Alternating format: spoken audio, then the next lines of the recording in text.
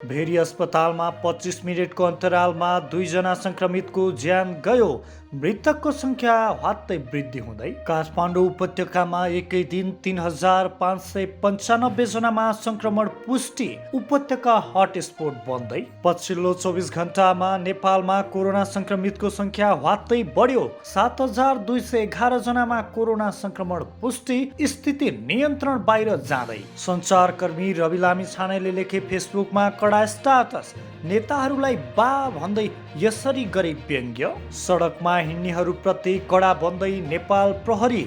सडकमा हिँड्नेहरू भट्टाभट समातिन थाले। पर्यटन मन्त्री ढकाल दम्पतिलाई पनि कोरोना संक्रमण पुष्टि। सामान्य गरिब परिवारदेखि सिंहदरबारसम्म पनि फैलियो कोरोना।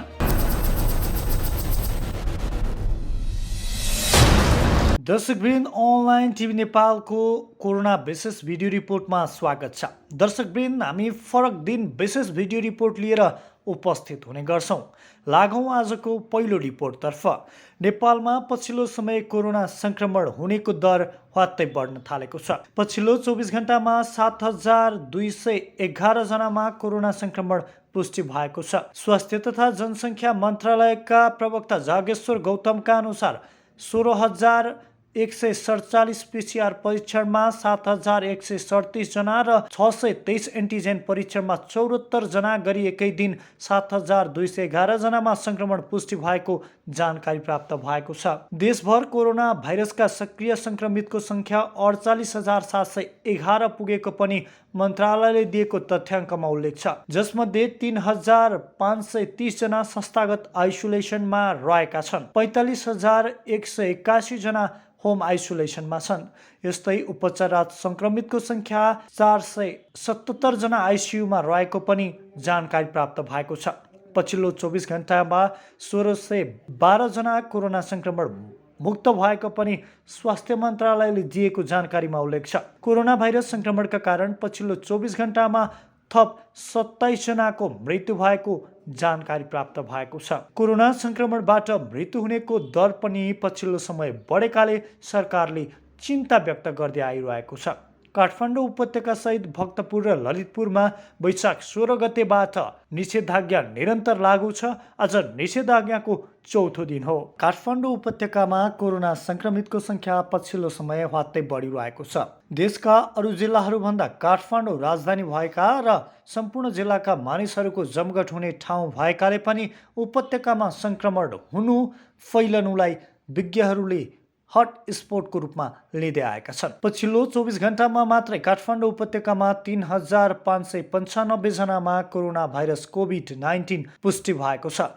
स्वास्थ्य तथा जनसङ्ख्या मन्त्रालयले दिएको तथ्याङ्क अनुसार काठमाडौँ जिल्लामा 2,744, ललितपुरमा 550 र भक्तपुरमा 301 जना गरी जम्मा 3,595 जनामा संक्रमण पुष्टि भएको हो। यसरी हेर्दा काठमाडौँ उपत्यकामा संक्रमितको संख्या धेरै देखिन्छ। सरकारले काठमाडौँ उपत्यका हटस्पट बन्ने भन्दै पछिल्लो समय नागरिकलाई सतर्क गराउने काम पनि निरन्तर गरिरहेको जानकारी प्राप्त भएको छ। अब अर्को प्रसङ्ग। चर्चित सञ्चारकर्मी रवि लामिछानेले फेसबुकमा कडा आक्रोश पोखेका छन्। पछिल्लो समय देशका विकृति, विसङ्गति र व्यतिथि विरुद्ध कडा स्टाटस लेख्दै आएका रवि लामिछानेले अर्को स्टाटस लेखेका छन्। रवि लामिछाने आफ्नो फेसबुकमा लेख्छन्, यो देश पालै पालो बा, नानीका बा र देउबाहरूको मात्रै हो। त्यसपछि यो देश पालै पालो यी बाकै अनुहार परेका यिनका छोराछोरीको मात्र हो। अरू मरेर यी बा र यिनका छोराछोरीहरूलाई बाल। रवि लामिछानेले यो स्टाटस लेखेपछि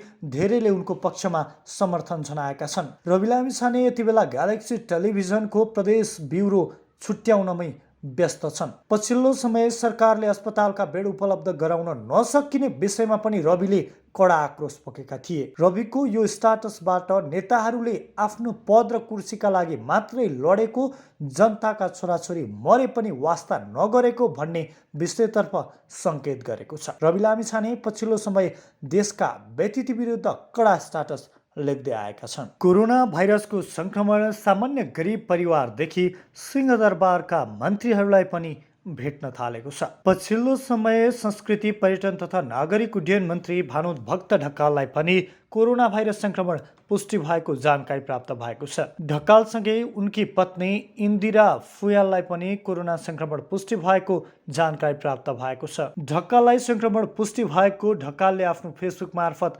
जानकारी दिएका छन्।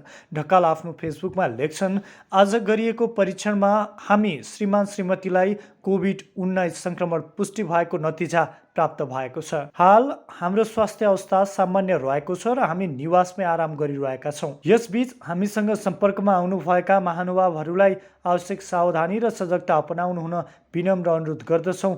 धन्यवाद। भानुभक्त ढकालले आफ्नो फेसबुकमा श्रीमती इन्दिरा फुयाललाई ट्याग गरेर स्टाटस लेखेका छन्। पछिल्लो समय सामान्य गरिब परिवारका मानिसदेखि सिंहदरबारका मन्त्रीहरूलाई पनि कोरोना संक्रमण पुष्टि भइरहेको छ। कतिपय अवस्थामा संक्रमण पुष्टि भएर उपचार नपाएकै कारण मानिसहरू मृत्युको मुखमा पुगेका पनि समाचार प्राप्त भइरहेका छन्। पछिल्लो समय उपत्यकामा कोरोना भाइरस संक्रमण पुष्टि हुने र संक्रमितको संख्या ह्वात्तै बढिरहेको छ। यसलाई निषेध गर्न अथवा संक्रमितको संख्या घटाउन सरकारले कडा नियम लागू गरे पनि नागरिक सडकमा उत्रिने क्रम पनि जारी छ। तर प्रहरीले पछिल्लो समय जनतालाई सडकमा निस्कने कामबाट बन्देज गराउन कडा रूपमा प्रस्तुत भइरहेको छ।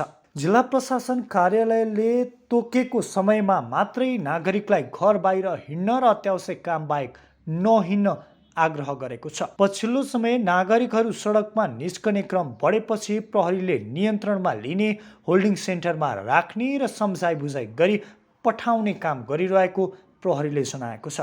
निषेधाज्ञाको समयमा काठमाडौँ उपत्यकाभित्र मात्रै 3000 भन्दा बढी सुरक्षाकर्मी परिचालन भएका छन्। यो संख्यामा सशस्त्र प्रहरी भेटिएको छैन, अलि थोरै संख्यामा छन्। मास्क नलाइ हिँड्ने र बिना काम सडकमा हिँड्ने मानिसलाई समेत प्रहरीले नियन्त्रणमा लिएर होल्डिङ क्षेत्रमा राखेर सम्झाउँदै बुझाउँदै गरी पठाएका घटना सार्वजनिक भएका छन्। अत्यावश्यक काम बाहेक मानिसहरू त्यसै हिँड्ने भएकाले नियन्त्रणमा लिएर सम्झाइ बुझाइ गरेर पठाइएको प्रहरीले जनाएको छ।